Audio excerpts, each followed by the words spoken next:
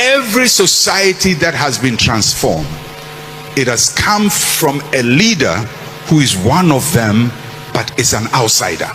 If we pray and pray and pray and pray, and collectively we are not seeing the transformation, we should pause and ask ourselves, what are we not doing? Not that the prayer is wrong, but what else are we not doing? Pray, but think. And in my life, Pastor Yusuf, of all that I've studied, and I'm not the best in the world, but everything I've studied, and I've studied a lot, believe you me. If I show you the kinds of things I read every day, you say, why are you reading this? I need to understand. I need to understand the empires of the world. Why did they become great? How did the Persians become great? How did the Phoenicians make it? How did the Aztecs make it? What do we need to do? And there is one thing I can say conclusively. Every society that has been transformed, it has come from a leader who is one of them, but is an outsider. I've never seen a conforming leader bring about any change. He's one of them, but he's an outsider. He thinks different. And sometimes he thinks different so much so that people think there is something wrong with him. He thinks different. So, how do leaders emerge? They emerge from an outside place. They don't emerge from where the majority of the people are. If you want to be in the majority, you can't be a transformational leader, because transformational leaders are essentially minorities, and their thinking doesn't conform to everybody's thinking. Now, if you look at the situation that we have in the party, all of us have helped this party, isn't it? Some people have lost their lives because of this party. I have also done a lot for this party, but sometimes you hear things that make you sad as an individual. Some of my opponents have gone around saying that Dr. Bawumia is a stranger in this party. They have said that I'm an outsider.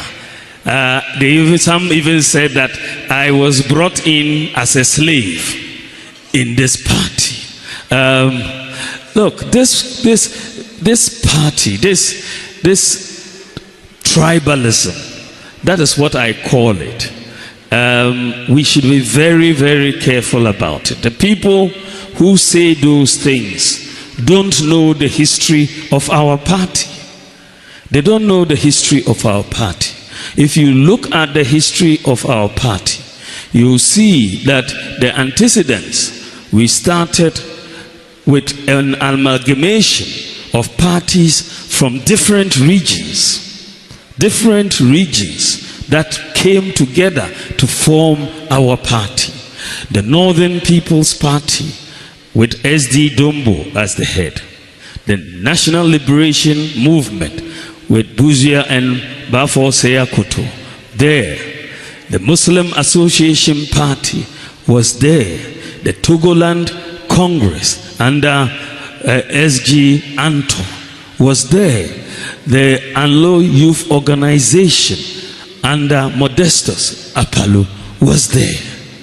The Gan Shifimo Pe under Obechebi Lamte was there. You know, all these came together to form the United Party.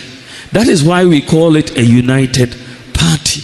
And this is where we came. My own father was the vice chairman to SD Dombo. Dombo was the chairman of the Northern People's Party, and Mumuni Bawumia, my father, was the vice chairman to the Northern People's Party. And this is really the roots of our party that came into. As we prepare to go into the primaries, I am very, very concerned and troubled that some of our presidential aspirants have embarked on a religious and tribal bigotry and propaganda against me in a desperate attempt to win votes. They totally ignore all the data and findings about why we lost the 2024 elections and want to mislead the delegates and the party with such propaganda.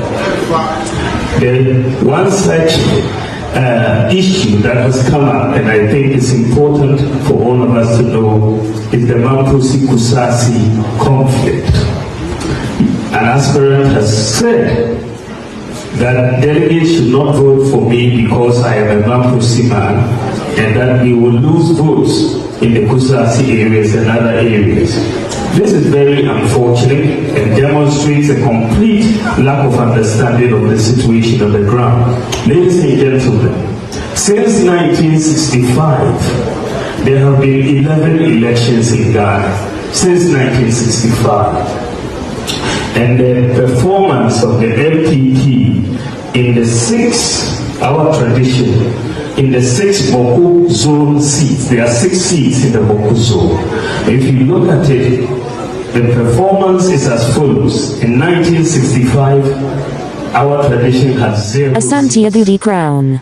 At that time, I was only 2 years old. I had nothing to do with it. In 1969, we had 2 seats. In 1979, under the Tosu's leadership, we had 0 seats. In 1996, we had 0 seats in that area. In 2000, we had 1 seat. In 2004, under President Ford, we had 0 seats. 2008, we had 1 seat. 2012, under President Akufo-Addo, we had 0 seats. 2016, we had 2 seats. 2020, we had 1 seat. And 2024, we went back to 0 seats. What all the data is saying is that out of the 6 seats in the MPP, out of the 6 seats, the 11 elections, MPP has 0 in 6 of the 11 elections.